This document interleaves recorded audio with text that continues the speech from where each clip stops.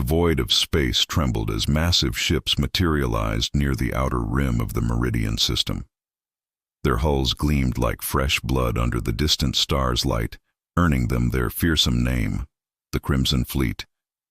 For 3 centuries, these vessels had been the harbinger of doom for countless civilizations across the galaxy. General Karath stood on the bridge of his flagship, the Devastator, his reptilian eyes fixed on the small blue-green world that hung like a jewel in the darkness. His scaled skin rippled with anticipation, each ridge along his spine glowing with a deep purple hue that signaled his excitement for the coming battle.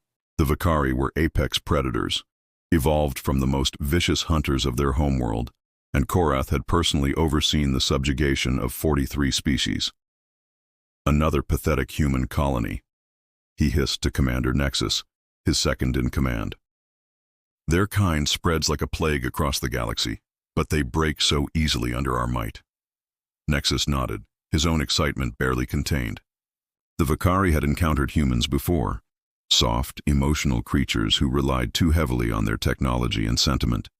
They were nothing like the hardened warrior races that had given the Crimson Fleet some semblance of challenge in the past. Far below on Meridian 7, Captain Draven Blackwood received the alert that would change everything. The colony's early warning systems screamed with proximity alarms as the massive alien fleet took position in high orbit. Draven's jaw clenched as he studied the tactical display, counting the enemy vessels. 57 ships, each one capable of glassing the entire colony from orbit. "Sir, we're detecting massive energy signatures," Lieutenant Jade Winters reported from her station. Her fingers danced across the holographic controls with practiced precision, but Draven noticed the slight tremor in her voice. They had served together for 3 years, and in that time, their professional relationship had slowly blossomed into something deeper, though neither had yet found the courage to speak of it openly. Jade's auburn hair caught the blue light of the displays as she turned to face him. "The lead ship alone has enough firepower to crack a moon. We're looking at a full Vakari battle fleet." The bridge fell silent. Everyone knew the stories of the Vakari Crimson Fleet. Entire star systems had fallen before their overwhelming might.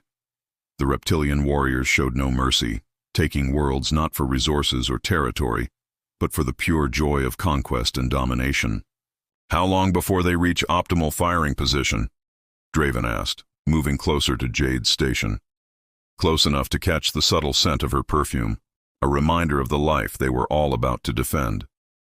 47 minutes, she replied, their eyes meeting for a moment longer than strictly professional. In that glance, volumes were spoken without words. The possibility that these might be their final hours together hung heavy in the air.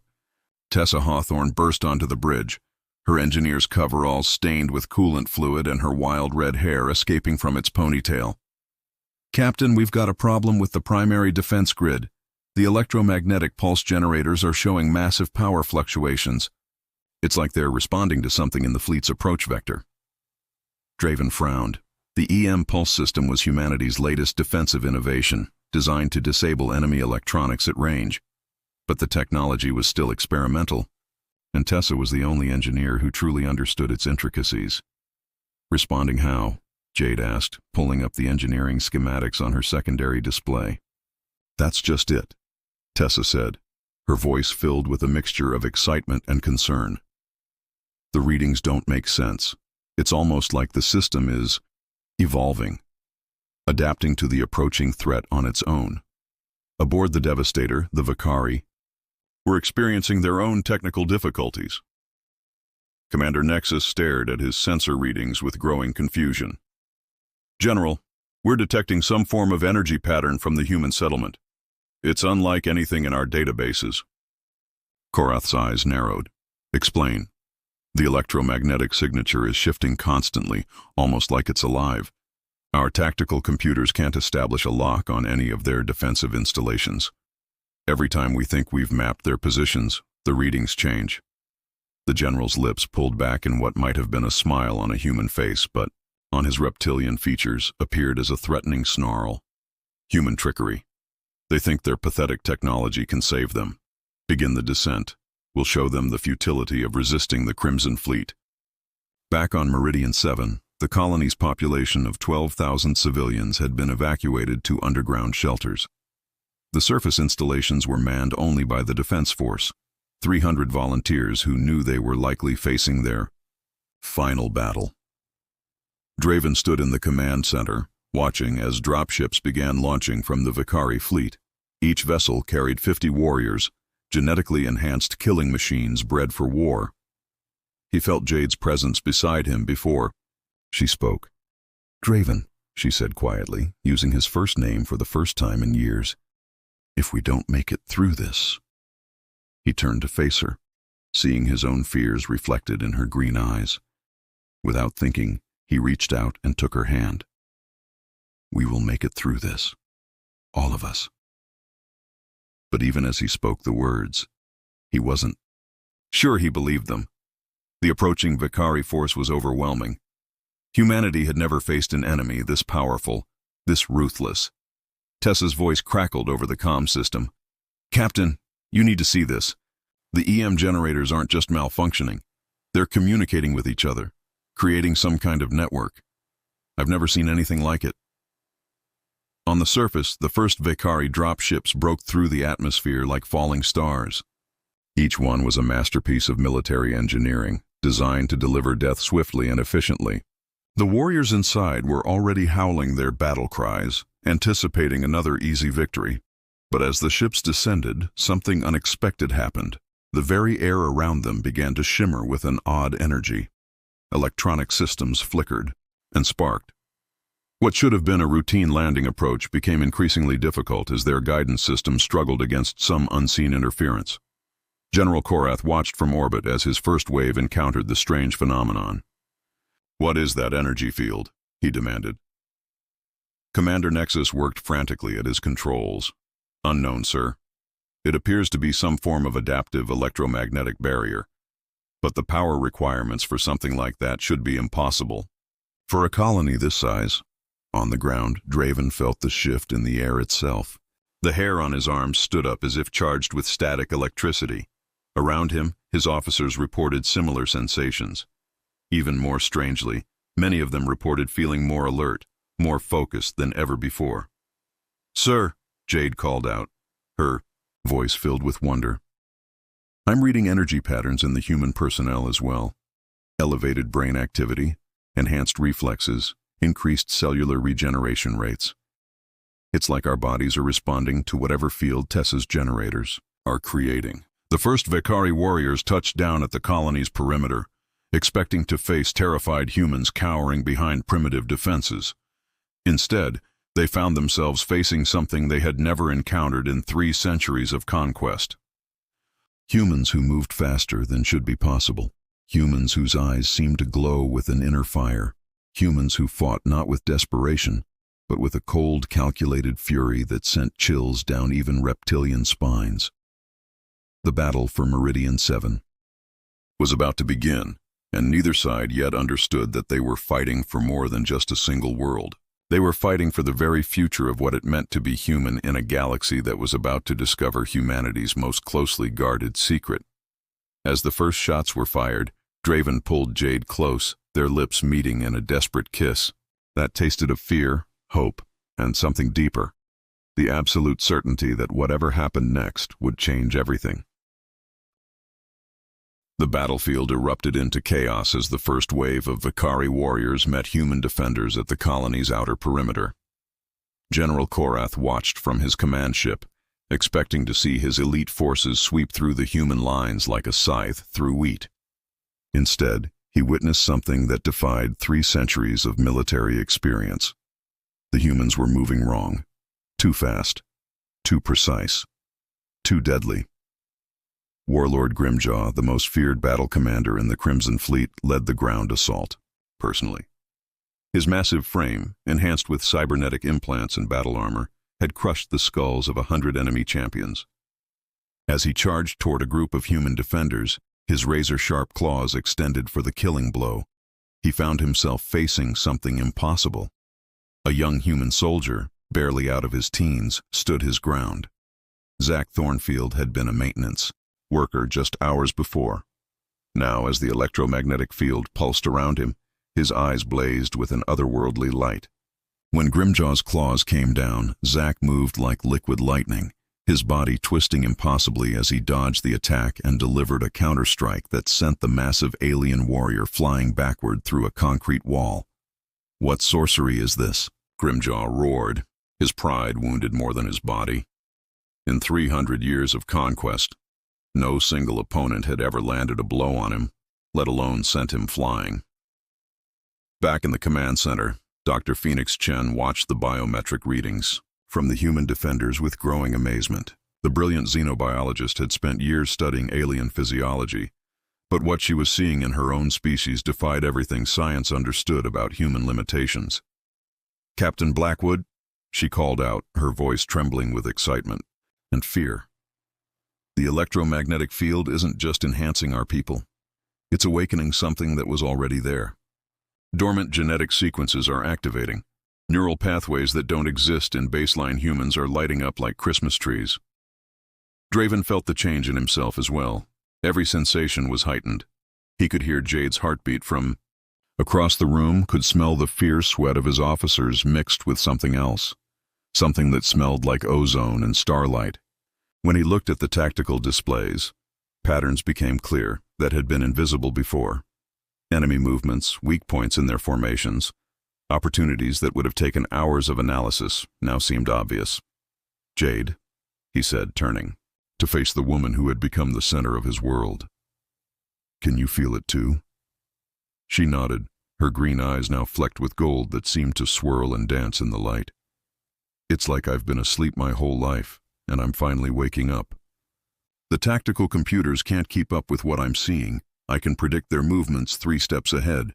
Their hands found each other across the command console, and when their skin touched, both gasped. The connection between them intensified, as if their very souls were resonating at the same frequency. In that moment, they both understood that what was happening went far beyond enhanced reflexes or improved cognition. Helena Storm, the colony's intelligence officer, burst into the command center with news that would change everything. Her usually perfect hair was disheveled, and her eyes held the same otherworldly glow that was spreading through the human population. "Captain, I've been monitoring alien transmissions," she reported breathlessly. "The Vakari are panicking. They're calling for reinforcements from 3 different battle groups. But more importantly, I've detected communications to something called the Galactic Council. They're reporting a Class Omega threat and requesting immediate intervention." Dr. Chen's face went pale. "Class Omega? That classification is reserved for threats to galactic civilization itself. What could possibly—" Her words were cut off as Tessa's voice echoed through the facility's communication system. "Everyone needs to get to the observation deck now. You have to see this." They rushed to the colony's highest point, where Tessa had set up her most sensitive instruments. What they saw in the night sky made even the enhanced humans gasp in wonder and terror. The electromagnetic field that had been contained within the colony was expanding. Slowly at first, then with increasing speed, it spread outward like ripples on a cosmic pond. As it touched each human settlement on the planet, those communities began to glow with the same otherworldly energy. "It's not just us," Tessa whispered, her voice filled with awe.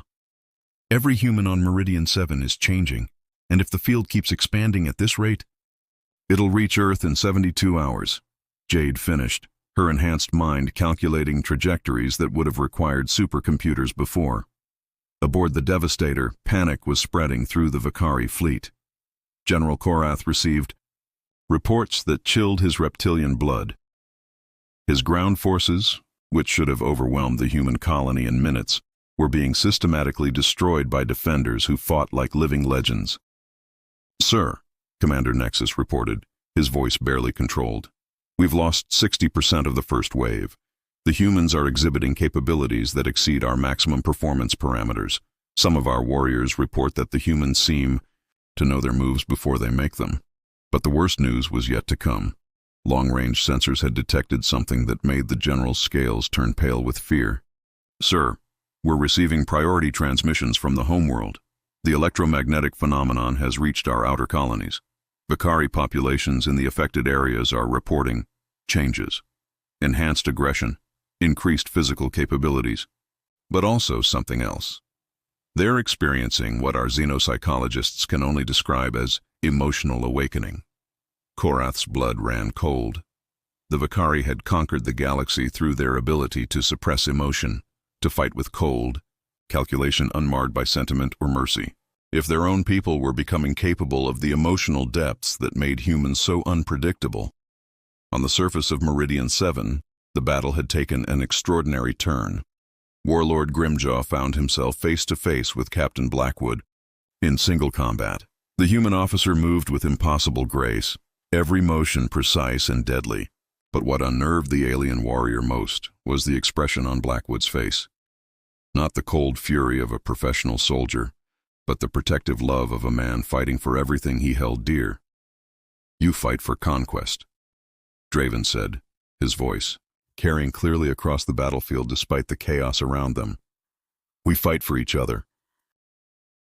The words seemed to have physical weight. Grimjaw, who had never known fear, felt something crack inside his chest.